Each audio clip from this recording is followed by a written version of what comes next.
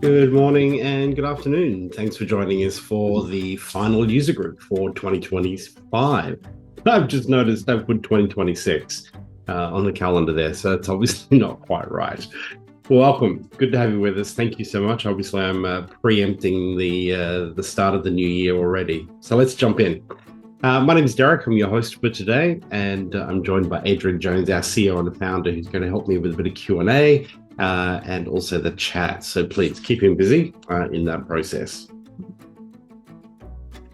Let's dive in and have a closer look at the webinar agenda for today. So we're looking at onboarding and welcome campaigns and looking at how we can personalize those a little bit more. I just want to give you a few tips and share with you some examples of a welcome campaign that we run at Marketing Cube, for example, so you can have a little look at that and sort of get a bit of an idea of a framework.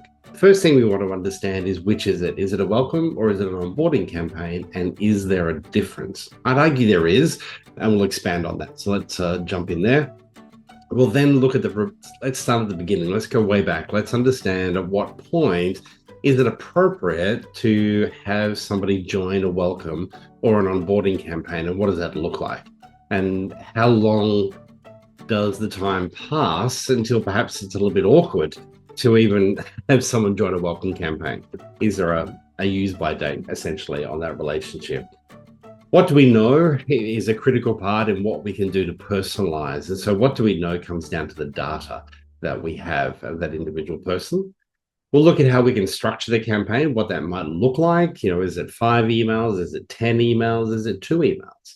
What is it? What does it look like? And then if we've got some time, we'll dive into a little bit more detail on some of the 25D release updates. And of course, Q&A. Q&A is constant, it's throughout, so please feel free to ask any questions at any point throughout the session.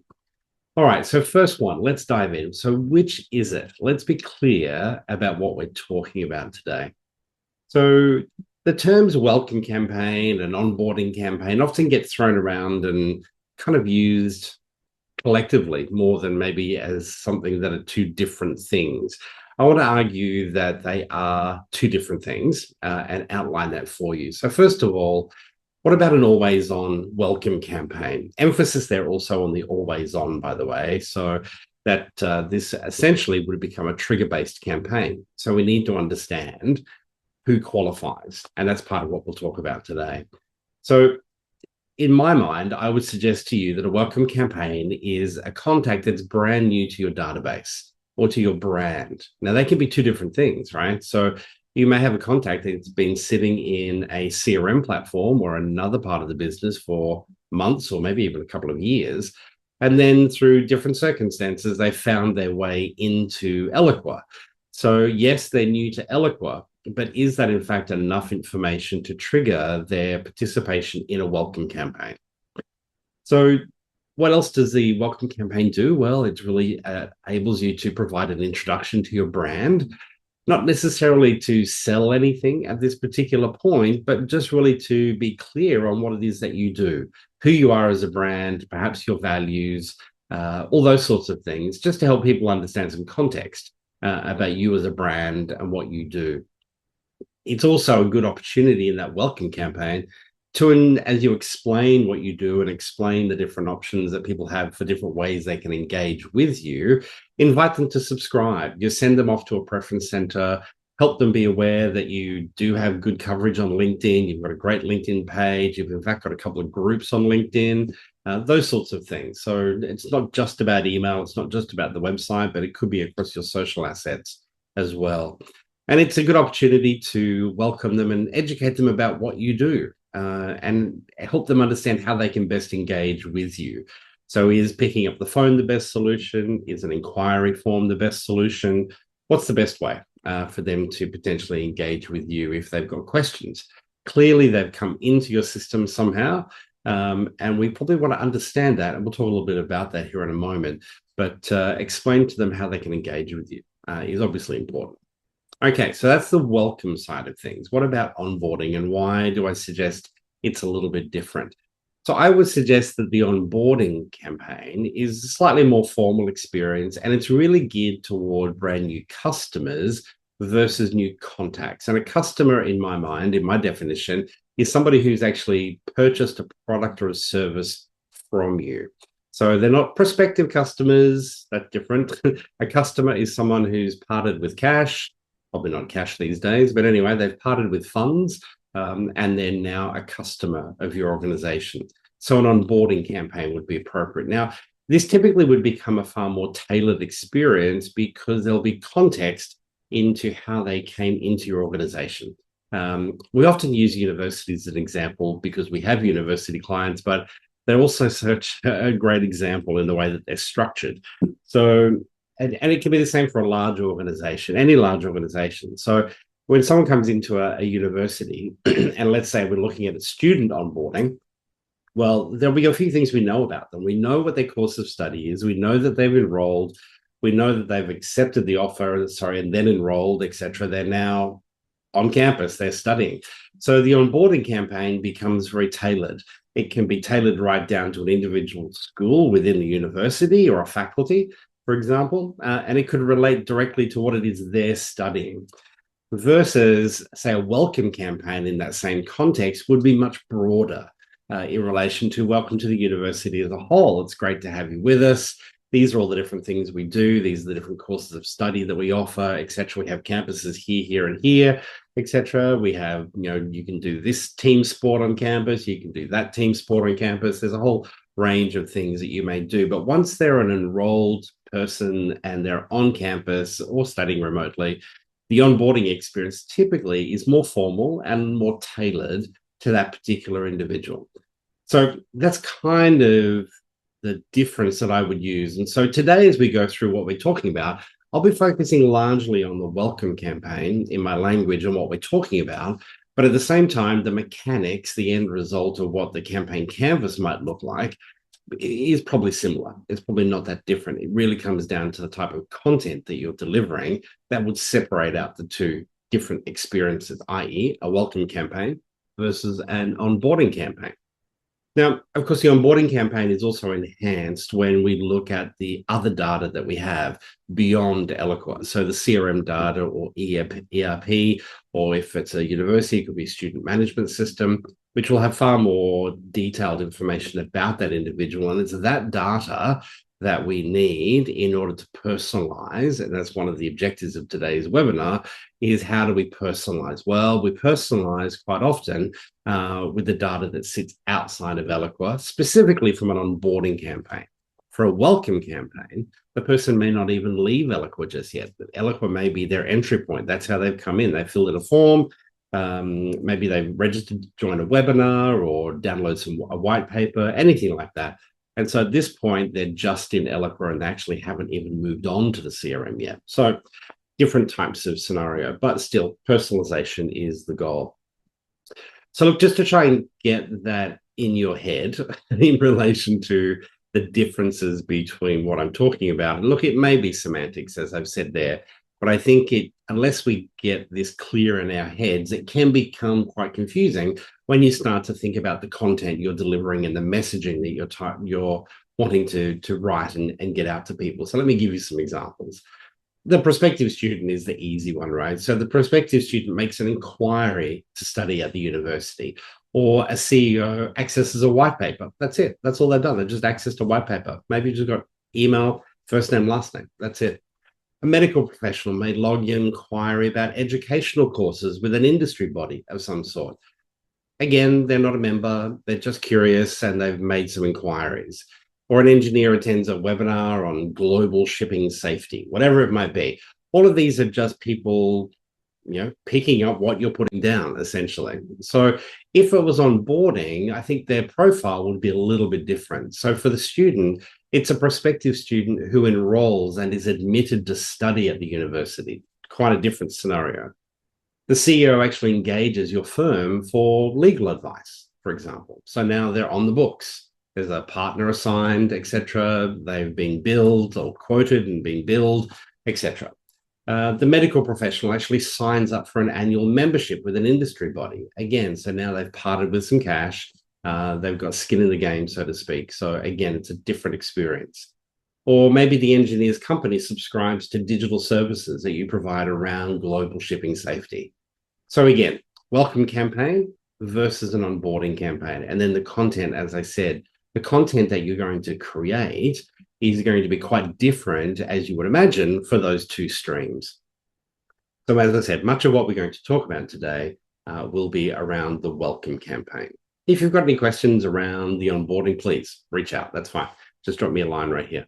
So welcome campaign typically is a prospect, so somebody who's not yet engaged or billing with you, versus the onboarding is a customer or client who is now someone who has received invoices and is paying those invoices. Okay.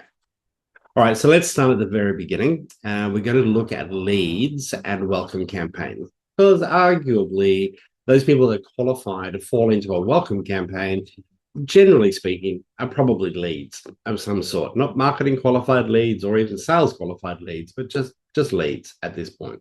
Some may call them prospects. Okay, so just to emphasize that point, that look, the conceptual difference between a lead focus and a customer focused campaign is pretty clear. We do that all the time with a whole range of campaigns that we all run. But a lead welcome campaign focuses on building trust, education, and guiding prospects toward a demo or a next funnel step. It might be a demo in your world. It might be driving them toward making an inquiry, so someone can actually pick up the phone and have a conversation with that particular person in relation to what they've asked about, or just somehow being able to progress them through the funnel, if that's the other side of the coin, I suppose. Now, all of that is really crucial in a long, complex sales cycle. And as I look at everybody who's joined us and is on the phone today, on the phone, I keep saying the phone, what is it, 1984? Anyway, online today, that most of us have longer sales cycles. And we're not selling jeans and handbags and kitchen accessories. These are long, complex sales cycles. And so we have to help guide that prospect typically. So in contrast, customer onboarding focuses on product adoption and setup. And so again, you can see as you start to develop your content for a welcome campaign, it really is actually quite different to an onboarding campaign. Okay, so at Marketing Cube, there are a couple of things that we do to help clients with this. And one of them is our design for automation framework. Now, this framework is proprietary to us. We developed this process over many years of working with people just like you, but it basically follows a step, and you may be familiar with this logo or this icon. We use this quite a bit in a range of different things, but this is the core design for automation framework. And essentially, this is what I'm going to walk you through today in a very short period of time. Normally, it takes a bit longer. So strategy has to be number one. We have to understand, first of all, what is the strategic value of the welcome campaign? Why are we doing it? What's the benefit that we're looking for, etc.? The next step is we really need to start to gather some customer insights. We need to look at what's happened in the past. Go in and have a look and look at those prospects that have come in. Look what's the volume? I mean, how many people are you adding to your Eloqua database on a quarterly, 6-month, or annual basis? Trying to try and give you some idea of volume, and then break those down. So the customer insights is really tearing that data apart, looking at it in detail, industry, express preferences, geography, all sorts of different parameters that we want to look at. Then we want to design the journey. You may look and think of this as the multi-step campaign, but of course, that's just one part of it. They have to reach that campaign at some point, and then what happens after the welcome campaign? Probably want to think about that one as well. The whole customer experience planning piece is really critical. That flows nicely then into your content strategy and looking at what existing content you may have available that would be really relevant for a welcome campaign. So it may not be that we need to reinvent the wheel and develop brand new content for the welcome campaign. It could be about accessing some of your existing content that you know performs well and is generally of interest to people. And if you gate some of that content, the nice thing is you can ask a few more qualifying questions and slowly begin to build more of a persona and a profile of the individual throughout the process of this welcome campaign. Typically, again, we're not trying to sell necessarily in the welcome campaign. We're just trying to introduce, build trust, and have them really understand what it is that you do as an organization. And of course, the final step in that whole process is managing success. So let's dive in and see, well, first of all, when I thought about this, I was like, okay, so let's go back to the beginning was my suggestion. And well, how far back do we go? Now, this falls a little bit in line to the comment I made earlier, which was, well, what if somebody maybe has just come into Eloqua, but maybe they've been in another database? Maybe it's the CRM, and for whatever reason, now they're also moving into Eloqua. Maybe you never had an email address. Highly unlikely, I know, but whatever reason you may have, they've finally worked their way into Eloqua. So at what point do we work out that somebody qualifies for a welcome campaign? Okay, so that comes down to crafting your audience, typically leads. These are the people you want to talk to, and largely you're going to be using your first-party data to really help with the personalization that you need to do. So first step. Second step, crafting the message and blending it with the strategy. So once we understand the audience, we understand roughly kind of who they are, keeping in mind, because it's a welcome campaign, when these people come in, you may know very little about them. So you need to be mindful of that as you craft your message. Don't get too granular. Don't get too excited with dynamic content just yet, because it may be just a little bit too early to get too excited about those things, but depends. It all depends on what you have. Then it's around building your content, accessing content from other areas that you feel could be relevant, and then designing that experience in Eloqua through the campaign canvas and all of the other assets, emails, landing pages, forms, etc., that you've got available to help you in that process. Now, one thing that I would suggest to you is if you go through this process of either refreshing or building a brand new welcome campaign, that you create a sample size audience. Don't just turn it on. I mean, amongst our clients, there are some who it's nothing for them to grow their database by 1,000 contacts a week, right? You probably don't want to throw everybody into that welcome campaign to start with. You might want to just sort of filter it out a little bit. There are different ways you can control that easily on the campaign canvas as well. Give it a few weeks or a few months, depending on how long your welcome campaign goes for. Take a break, stop, have a look, optimize, and then go live would be the final step, where this is now an always on welcome campaign. This is not something that you sit in a meeting and someone's like, wow, we really have people seem to have no idea where our blog is. Let's quickly send out one email to everybody in our database so they know where the blog is. Well, if it's in the welcome campaign, that might be a way to help alleviate that objection. If people are saying, hey, I can't find this or I can't find that, that could come back to your crafting your message, doing a little bit of research and thinking beyond just the marketing team, going a little bit further out into sales and service, and talking to them and asking them, what are people talking about on the phone? Are they having difficulty finding things, or what is it they're generally interested in that we might be able to include in some sort of a welcome campaign? So crafting that message, building it and assigning it with all of the content that you've got. So then it's about finessing your audience. And this is kind of the first point that we talked about there a moment ago, but certainly you want to qualify these people you want to qualify who goes into your campaign, because there will be exclusions. My last point there will be people that you probably don't want to go through. You think of competitors, probably the number one group, forget them. Now, there are ways you can exclude them. If you have email domains and you know those email domains, you can do global master exclusions within Eloqua, so they can fill in as many forms as they want, but they just won't be sent any emails. And you won't be able to add them to any campaigns, etc., that sort of thing. So exclusions are important. You may want to think about, should staff go through the welcome campaign? Probably a good idea, right? To have them experience it and see what you're offering and talking about. The other one is planning a transition. So if you have a welcome campaign in place today and you're building a new one, what does that transition look like? What happens to the people that are partway through? Or what about the people who have recently concluded? And what does recent mean? Is recent in the last 2 months, the last week, the last 6 months? And then what about the rest of your database? What about people who potentially are not overly engaged, that have been in your database?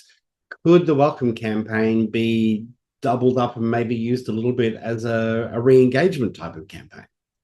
There are ways that you can bridge that, and I'll show you here an example. We'll have a look at a canvas and I'll explain a few things that we've done to bridge those types of different audiences. But yeah, make sure you think about the bigger picture and not just net new people from the day you go live necessarily. So we sat with a client, Flight Center. This was towards the end of COVID, or in middle of COVID, I suppose I should say. And as you would imagine, the travel industry were having some challenges, to put it lightly, during that period. And so that gave Flight Center team a really good opportunity to focus a little bit internally, and get ready for the inevitable reopening of borders and travel and so on and so forth. We had a pretty exciting time with these guys. We spent some time over, it would have been probably, I feel like it was at least 6 months, right across Australia, New Zealand, North America, South Africa, parts of Asia, and also Europe. And so these were, I think there was something like 56 individual sessions that we conducted. One of the big part, or one big part of that whole exercise was around personas and looking at what the communications were like for people as they were coming into the database and being introduced to the Flight Centre brand. Now, this was largely their corporate travel type area, not the consumer. So if you're based in Australia, you'll be familiar with Flight Centre, and you may be, if you're based elsewhere, you may also be familiar. But certainly in Australia, we see the Flight Centre stores in our Westfields and so on and so forth.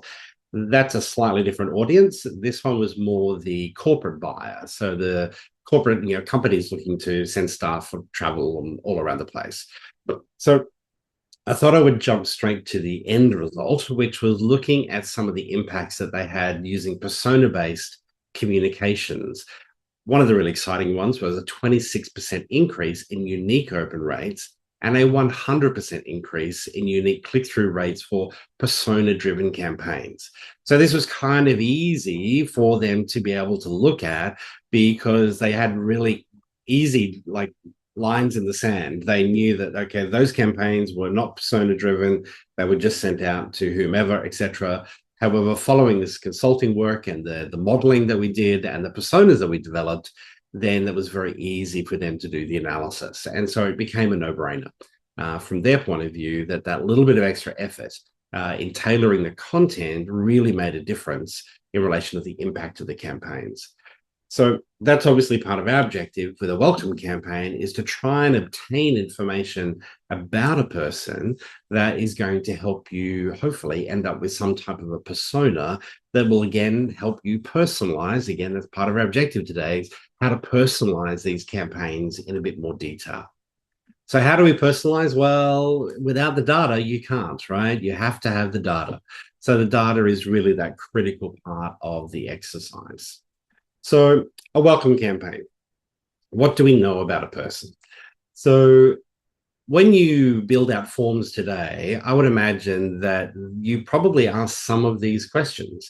Now, we've got a whole range of different people on the line today. So some of these questions you would never ask in a pink fit, versus others on the line. Yeah, absolutely. We have to ask those questions, etc. There's all different reasons. Okay. So down at the bottom left-hand corner, though, first name, last name, email address is probably almost the bare minimum, okay?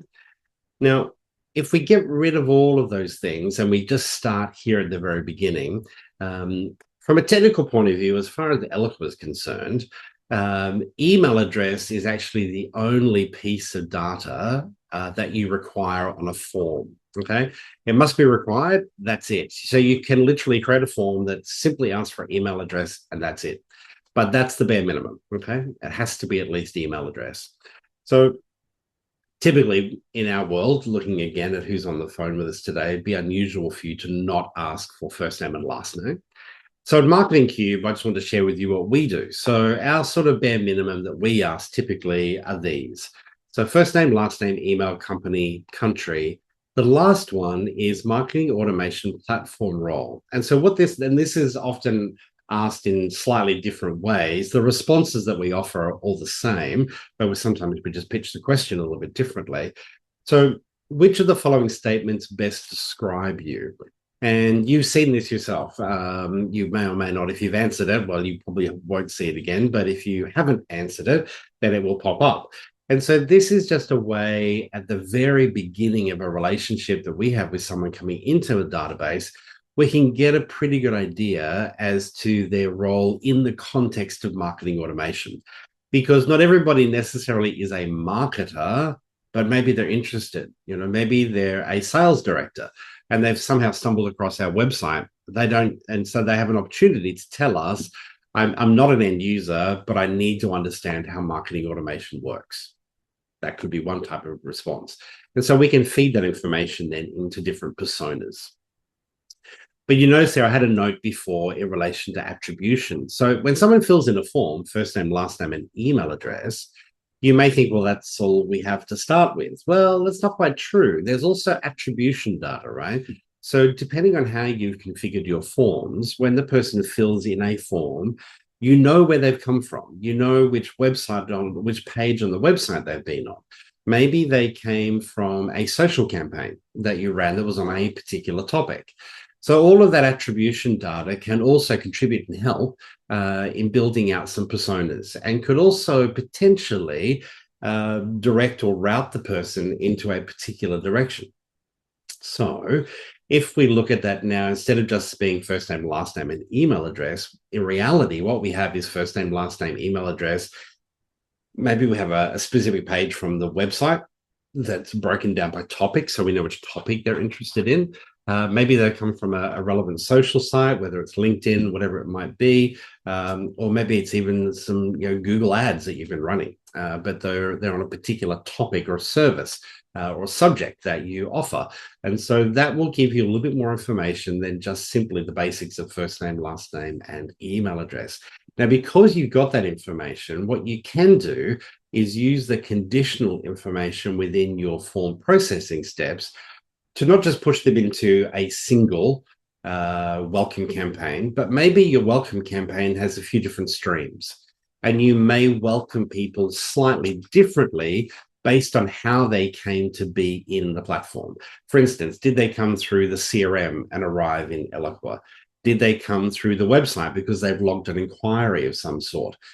Did they come from a social site where they've probably accessed content or something like that, and then they've come through? So thinking that through, you may want to look at modifying the welcome campaign ever so slightly. And it may well be that it's just the first email. So you may have 5 emails in your welcome campaign, and maybe it's just the first email that is different for stream A, B, and C.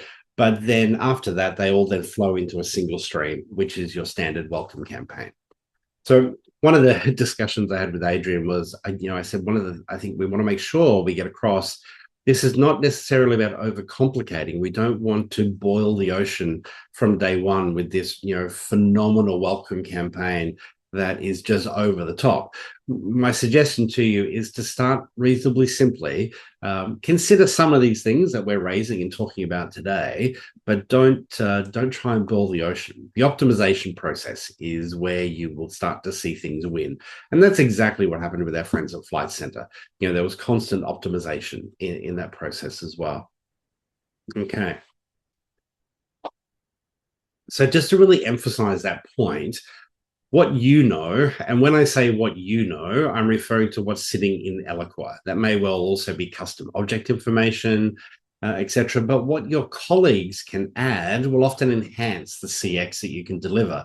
So again, I haven't just said the sales colleagues, because we also want to think about the service team.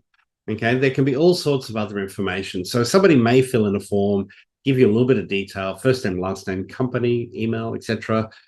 That may, depending on how your system works, that may flow through to the CRM, and it'll be living in the CRM as a lead, for example, and that may get picked up by a salesperson, or maybe there's later an inbound phone call that comes into the call center, and a service person is able to pick up and take that call, where they, in the course of that interaction, could potentially add more information to that profile. So they may be able to pick up that the person is in New Zealand, or they're in Malaysia, or they live in Perth, whatever it is. So some geographical data could be added. Now, that could enhance your welcome campaign.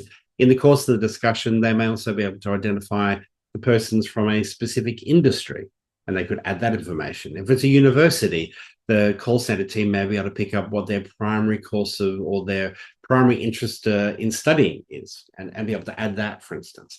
So all of this information can then flow back in. So don't underestimate your colleagues, and also potentially educate your colleagues as to the value of them collecting and making sure that information is added to the CRM as well. Now, if you were to have a discussion internally, I'd encourage you to maybe think about this framework.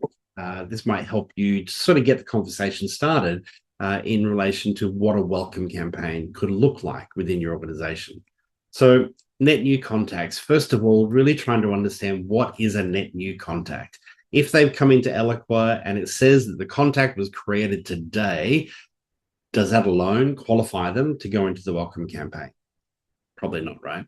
But have a discussion about that. What does that look like? Think about that source of truth concept. Is Eloqua the source of truth, or is it the CRM, etc.? There's all sorts of different areas to think about. So nut that one out first, because you really need to understand who qualifies or who will qualify to go through your welcome campaign. Because remember, this is an always-on campaign. So we're going to configure this and set it up so it just keeps running every day. People will fall into the welcome campaign. So who should be excluded is another really important point. Think about that. Your competitors, return customers, as I've said there, that one can be fun. So what's a return customer? It could be someone who was a customer of yours, but you haven't invoiced them for 3 years, or a university. They did their degree with you. It's now been 10 years and they've come back. I kind of feel like they'd qualify for a welcome campaign because lots changed in 10 years. But you need to have that discussion and figure that out as a team and sort of get that documented so that we can help you build out the right sort of segments and get that humming, so to speak. Then your messaging and your content plan. Now, it should obviously fall from your marketing strategy overall. It should also fall from your content plan that you already have in place. But this is now tailored and using all of those resources for the welcome campaign. What's the core objective of the welcome campaign? How long should it run for? Are there any absolute exit points triggered by other activities? So if you think about the purpose and the definition I gave you of a welcome campaign, then if they become a customer at some point midway through your welcome campaign, is the fact that they're now identified in the system as a customer, is that enough to exclude them? Should we take them out of the campaign? Up to you, because arguably they should be moving on to an onboarding campaign versus a welcome campaign. Things to think about. So hopefully maybe grab a screen grab of that, or I'll put something similar on the blog post for you to use as well. Now, I did promise you that I'd give you a bit of an idea as to how you might structure a campaign. But I also wanted to just, before we do that, give you some things to think about and tease you a little bit, actually, in preparation for next year. So obviously, Eloqua is the email engine. That's where we're going to be driving all of those comms from. But where is your audience, and are other channels something to consider? So certainly, SMS has been around for a long time. We've been using it ourselves. Many of you on the call today are also using SMS as well. But WhatsApp is an exciting one. And we're going to be talking a lot more about WhatsApp in the new year. We're working with a few clients currently to sort of get the beginning stages of WhatsApp incorporated into their Eloqua campaigns. What we're seeing is that it's really interesting, right? So geographies like Brazil, parts of Asia, certainly India, are just exploding in relation to WhatsApp use. And I'm not talking about, the wrong size jeans arrived. I'm talking in a B2B context. Okay, these are more high value type of transactions. And certainly some of our clients in Australia who have clients offshore are finding that they're needing to think a bit more clearly about WhatsApp as a channel and what that can look like and what that looks like within Eloqua as well. So we'll talk more about that next year. But which channels? Well, yeah, we'll talk more. Okay, so bridging campaigns, your audience and go live. So this is, I want to jump in here in a minute and show you a campaign canvas, but just some questions to throw at you. So if what if you're replacing or refreshing a current campaign? What do we do with that? How do we accommodate the people in the current campaign versus do we just let them finish that campaign? Do we maybe stop anybody else from entering it, let everybody finish it, etc., and kick off the new one? Is there merit in some existing contacts going through the new campaign? So if you've got people in the database who are maybe relatively new to your database, is it worthwhile maybe pushing them through the new one? These are all discussions that you need to have and weigh up the pros and cons. And then what about contacts currently progressing through that campaign? As I said, yeah, that's the fun one. So in past, what we've done with lead nurture campaigns as we've updated them over time, in some cases, we've actually done both. And I'm not sure there's a pro and con either way necessarily, but in some cases, we let people finish through it, go through the nurture campaign, but we just stopped anybody else from entering it, versus we sort of took people across and dropped them into the new campaign at relevant points, but we did provide a bridging email. So there was an email that was unique to some of those people going from one campaign to the next. And that's probably a little bit more based on who we are and what we do in relation to marketing automation and lead nurture types of campaigns. That may not be necessary in your world. Okay. All right, so now what I want to do is show you a welcome campaign that you've actually generally all been through. So if I take you to Eloqua, so our welcome campaign, specifically this one, relates to those who are new Eloqua users, specifically subscribing to the Eloqua user group. They may not be new to Eloqua specifically, but they're certainly new to the user group. There are a whole range of ways that people can come into this campaign, and you can see up here what I've tried to do with some of the naming is just make it really clear where they've come from, because that then makes the reporting far more effective than if these just all simply said wait. If they all said wait, it would make the reporting a little bit more difficult. It helps in laying it all out. We also go through a process where we drop everybody into a specific shared list. And then eventually when they finish this campaign, we take them out of that shared list. You can do it in a whole range of different ways, but one of the reasons I do it is that I find that helpful because it's a very easy exclusion to put into other campaigns. If I want to leave these people alone and just let them be with their welcome journey versus potentially having other comms come into them, I can just simply grab that shared list. It's live, it's got the right people in it at the right time, something quite simple. The whole purpose of this campaign, though, because there's part A, you may have noticed, and there is part B, which I'll show you in a second. All this campaign does is actually deliver 3 emails. So it's broken down by what we call prospects and customers. So prospects are those people who do not have a financial relationship with Marketing Cube, versus customers whom obviously we have a financial and contractual relationship with. So the language there is just a little bit easier or a little bit different, I suppose, between the two. And I could use dynamic content to do that. The messaging there was quite different. And so it was just easier to create 2 different emails from that point of view. So that's really all that one is doing. It's applying dates. We know information about the person. I'm double checking to make sure they previously subscribed, yes or no, in which case if they are, they exit, etc. Have they been sent confirmation emails? Yes. Okay. That's in relation to them subscribing to the user group. So these are just kind of validation points, etc., until they get down to the bottom here. And then we move them on to the next campaign, which is campaign B. So this is really the welcome campaign here. And so you'll see it's in 2 streams, one stream being for prospects and one being for customers. Now, there's other information that we know where I've got a shared list. So at the back of the form, every time you register for the Eloqua user group, there's a shared list in that form template that's probably nearly 9 years old, if not more, but it's the all-time user group registration form. So if you've ever registered, you will be in that particular shared list. And so what that enables me to do here is to adjust my messaging. And you'll notice there, if you look carefully, it says prospect email, not registered yet, membership confirmation.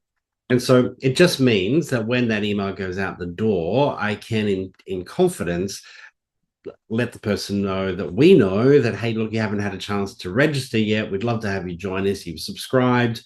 Come along and join us live for the Eloqua user group. Now, you may have noticed something too. There's all these, it's kind of like snakes and ladders, right? You've got all these arrows that are shooting over to the right-hand side. What we're doing there is we're just double checking, and this is the optimization process, okay? So this was done many years ago now. But what we found sometimes is a customer, so someone we have a relationship with, might have a new team member come on board. And so their colleagues would say, hey, go to the Marketing Cube website. You'll see you can subscribe to the Eloqua user group monthly webinar. It's good value. Do that. So they do that. They come in, and by default, they come into the system and they're a prospect. Now, what we were noticing was that it just got confusing, probably more so from our point of view, really, than from the person going through the campaign. But what we do now is we just check before we send out every email. We just double check, are they a customer? Are they a customer using a shared filter? And if they are, they come over here to the right-hand side. And this is now looking at slightly different comms, slightly different topics, etc., different calls to action for customers versus for prospects. Now you'll see this campaign is live. There's people dripping through, as you see, like so, and all the way through. So you can see that not registered yet is used every time. So we're really hoping that we get fewer of these and more of these emails going out the door. So we're able to, once we identify the first time they've registered, then we acknowledge that in the actual welcome email and walk them through. I just wanted to share that with you. As I said, it's an always-on campaign.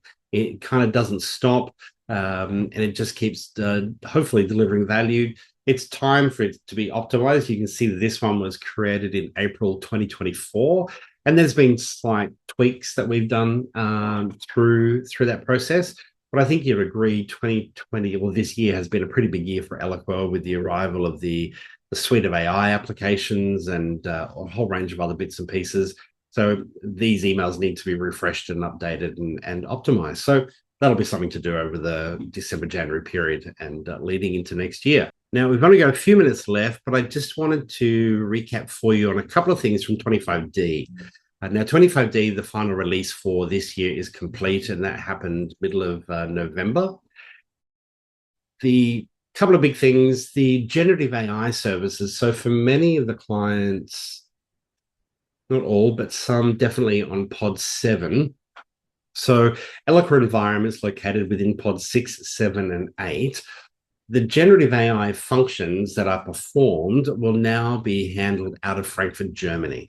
Now, this was happening out of Chicago, and certainly some clients outside of the US didn't really want that. They had their data outside of the US to start with on pod 7, for example, or pod 8.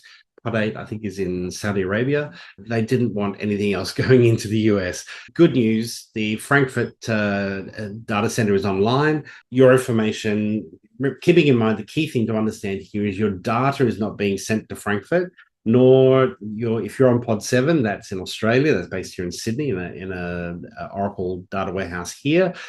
Your data is not being sent to Frankfurt. It's just simply your inquiry. You'll put some information into the platform, generative AI, it'll do the magic in thinking and return it back to you, etc. That's happening out of Frankfurt.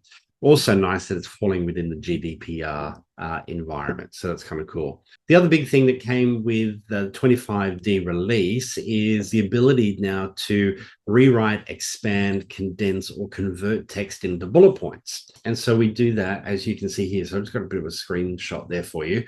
And so these are the icons that you will see where you can lengthen, shorten, expand, etc. And play around with that in more detail.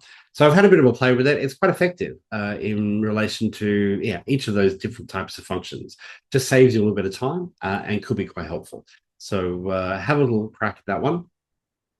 The Zoom app, there's lots happening with Zoom. I probably don't have time to go over it with you today, but this is the Oracle Labs Zoom app. So there's two. There's the Zoom app from Zoom Inc. and there's the Oracle one. Now, the Oracle one at this stage only does meetings and webinar, versus the Zoom app does meeting, webinar, and events. So if you're a Zoom events client, you need to stick with the Zoom app.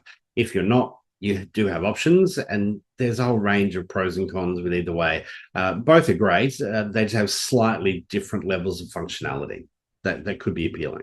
So I'll expand on that in a bit more detail in the blog post. They've made some really good enhancements there. The other thing, I made a mistake last month when I talked to you about the campaign permission enhancement.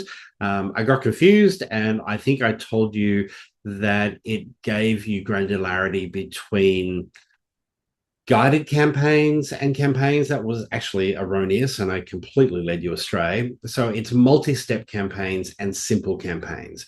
So if you're a larger organization and you have people within your team who are using simple campaigns, and that's kind of all they do, and they don't want to touch, nor do you want them to touch, multi-step campaigns, you can now break that profile into two. So with this change that has come about, by default, everybody will have access to both. So your administrator will need to go in and remove access to multi-step campaigns or remove access to simple campaigns should you wish to do that. If there's no change needed and you're happy with everything as it is, you don't need to do anything. The key thing is, if you feel there's some benefit in restricting some people's access to either multi-step or to simple campaigns, you can now do that with the flick of a switch. So if you need a hand with any of that, of course, please reach out and we'd love to give you a hand. Easy. All right. Season's greetings, everybody. Christmas is here. I don't know. I feel like Christmas this year just snuck up right behind me and smacked me in the back of the head. It's like, oh my gosh. Hence I thought I'd go with a nice colorful shirt for Christmas. So we're back on Wednesday, the 3rd of February, 1:30 p.m. Eastern Daylight Time for Sydney, Melbourne. So we look forward to seeing you in the new year. Meanwhile, have a wonderful Christmas, and I look forward to seeing you online. And quick question, is there anybody on the line that knows where that photograph is before everybody drops off? Anybody? Danny. Well done, Danny. Is it in Sydney? Palm Beach. Champion. Well done. Yeah, very good. I was hoping for our European audience, which will be later tomorrow, they may think of it as the home and away location.